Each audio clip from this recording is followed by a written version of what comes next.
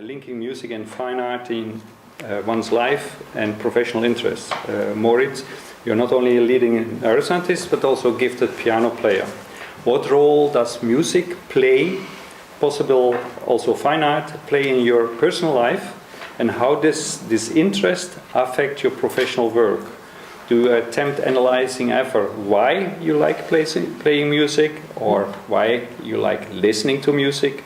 Because there's clearly a difference in the focus. Well, obviously, and many of us know that, those of us who have chosen for better or some reasons not to be a professional artist or professional musician, but rather pick another profession and still enjoy what obviously fine arts and music can provide. And so I'm not saying anything special. That obviously playing the piano sometimes to me is the best way to sometimes clear the brain or whatever you can say in that respect, or to enjoy and create moments that are very different or almost orthogonal often to what you do in daily work. But I don't think that is very special. I mean, I think many medical colleagues and many colleagues have that. So I don't think that is so special. But when you ask about whether there's a bridge between what we can experience there and the work we do, and then obviously I'm thinking a lot about which patterns,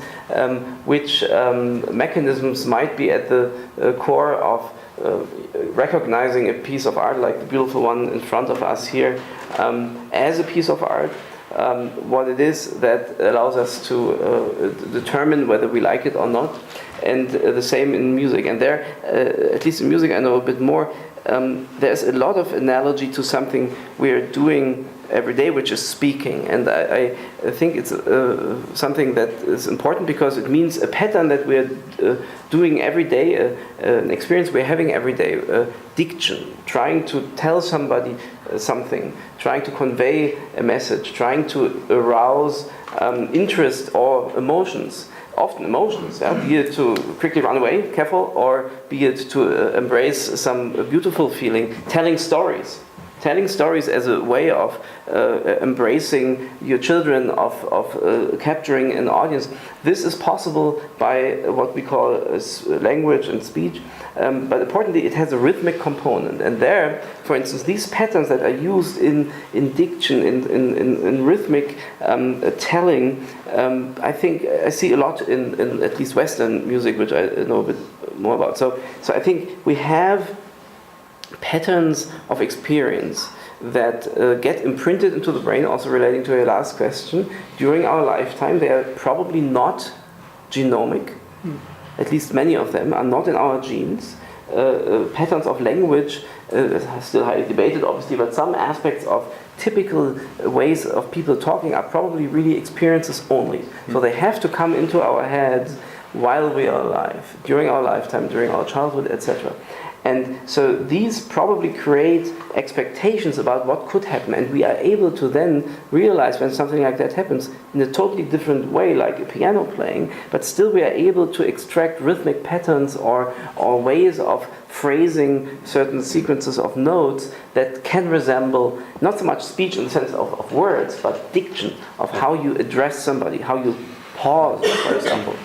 The pattern of pauses in speech compared to the pattern of pauses in, say, some Bach, even non-verbal areas or ariosos, there's a lot to it. And these pattern comparisons, I think, are something that maybe our central brain, our cortical structures contribute. And that's something that we're very interested in. But do you think it's learned? I mean, I would say there is more evidence that that kind of thing is basic. Prosody is probably a species-specific thing. I mean, obviously it's a component of, it's both, but I think that it's very likely that a lot of it is also based on the timescales over which many of these verbal features have evolved, are not yet fully genomic, are not yet fully born in, so to say.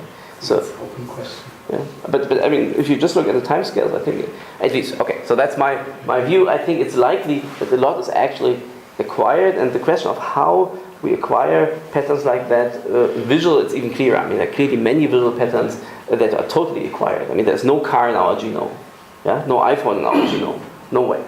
So there are definitely very relevant objects, fortunately or unfortunately today, that we acquire by simply putting them into our brains, as we say. So, and the most likely way of doing that by today's knowledge is to put it into the synaptic connections in our brain, and that's what we're already looking at. mentioned. You're very knowledgeable about many aspects of East and Western culture, including Beijing opera and playing music, dance, and analyzing fine art.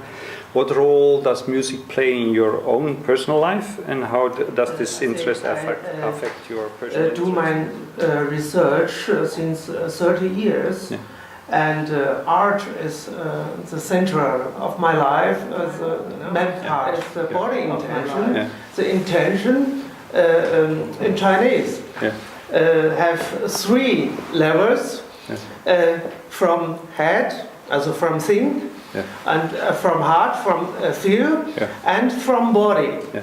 And if somebody do Tai Chi, also Tai Chi box, Tai Chi fighting, and you must feeling what the other do, and not now, not what the other do. And this is the body feeling. This is very interesting. It's not the diction, but the feeling. It's in every art is not to want to talk about something, but to give a space, a timeline to feel something. Yeah.